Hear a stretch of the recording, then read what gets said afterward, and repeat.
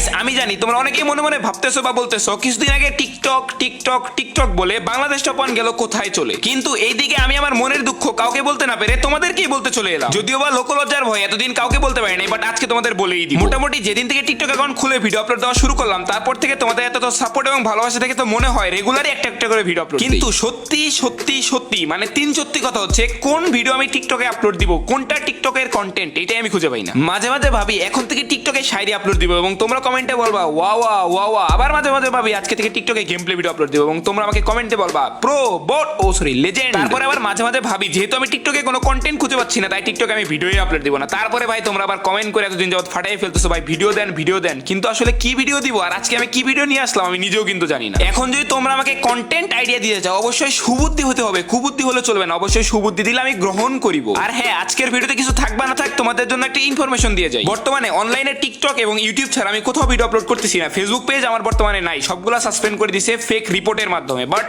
মনে হচ্ছে এখন আবার নতুন করে আমার বলা লাগবে ফেসবুক এবং খোলা লাগবে ফেসবুক পেজ। খুব সুন খুলবো নাকি ফেসবুক পেজ।